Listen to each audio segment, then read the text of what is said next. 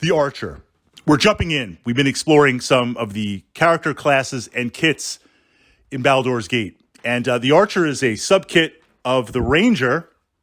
Essentially, do you want to be the ultimate archer, the ultimate ranged machine?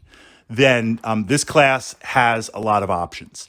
Now, what's interesting when there's character classes and kits that tend to focus on one aspect of the game, certain weapon styles, certain fighting styles, potentially certain magic styles, then by limiting yourself to that, there is the possibility to miss out on flexibility or other aspects tactically in the game because you're so focused.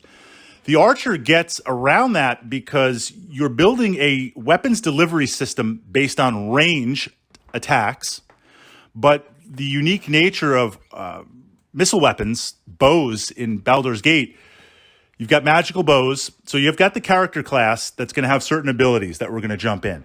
Layered over that is the magic or special bows in the game. No spoilers on those magic items. But Baldur's Gate and Advanced Dungeons & Dragons, but specifically Baldur's Gate, is interesting because you have all these different arrows that you can utilize. You know, you've got ice, you've got fire, you've got explosion. You can leverage those different arrows, stacking on your bow, stacking on your character class. The limitations of just being an archer, the class is tremendously optimized to that. And by switching out your arrows, not only do you have answers for many different weaknesses of the monsters you might fight if they're vulnerable to something, but completely different play styles from that perspective. You've got to have the gold. You're going to have the management of the arrows and stocking that up. But as you move to the mid and late game with gold becoming available everywhere, that's not so much a problem. So we jump in. The primary thing is the ranged bonus. Every 3 levels, +1 to hit, +1 to damage. That's nice. That stacks. That keeps pace. And this is the most important thing, keeping pace. 3rd level, I hit my first, +1, +1. BG1, Baldur's Gate 1, that's awesome.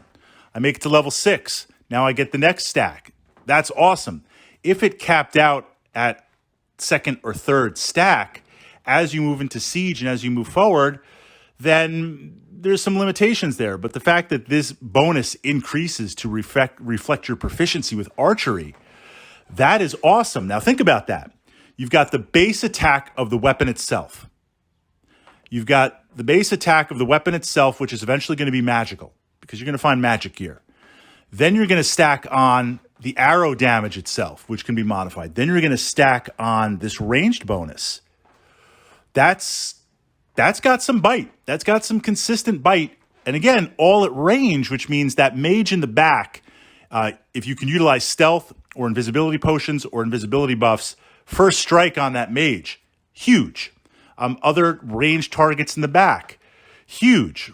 Range has a lot of flexibility in the game. So to build a character engine on that, very, very powerful.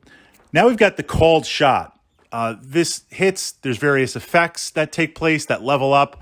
I like to think of it as a ranged bard song that hits on one thing.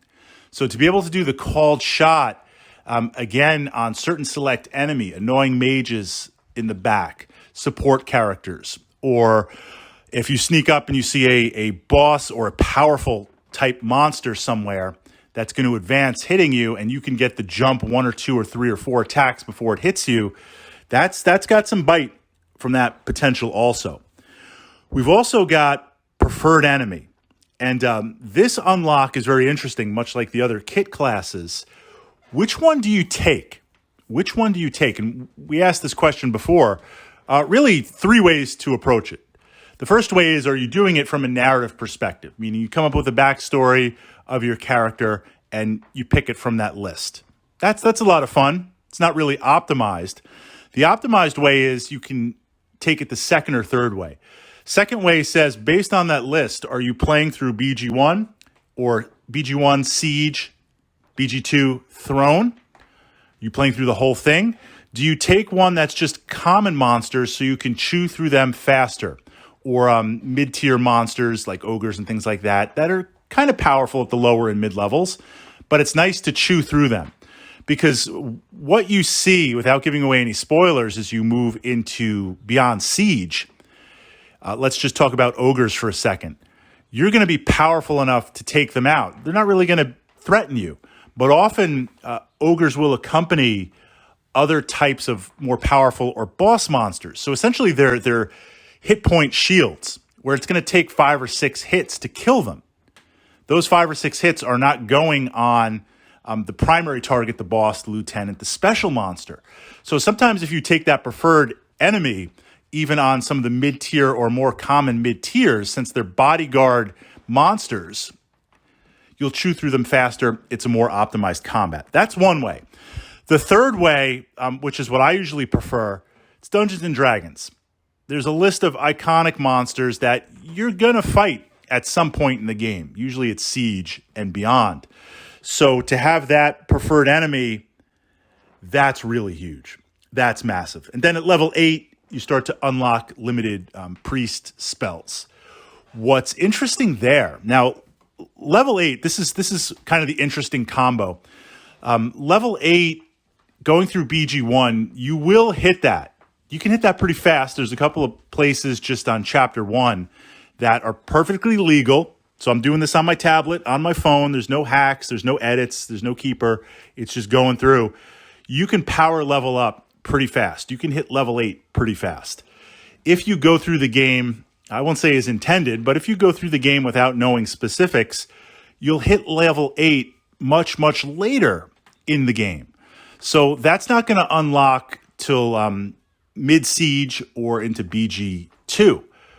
Being able to cast Entangle, plus range attacks, plus explosion arrows, plus throwing potions, plus just doing all this other stuff, especially if you have a high attack speed.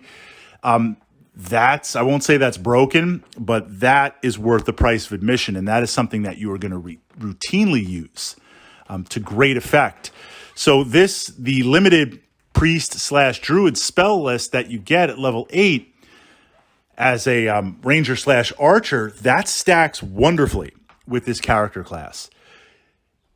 Playstyle. I could build a fighter-based ranged character, potentially have more attacks. I can deal a rogue, D&D 5, right? Excuse me, AD&D thief type attack and focus that on ranged weapons. And sometimes we see that with the enhanced ability to hide and other elements with that. But in terms of the raw, consistent damage, clickies, and abilities, obviously the archer is probably the best and the most fun to play if you want to go for a dedicated ranged role.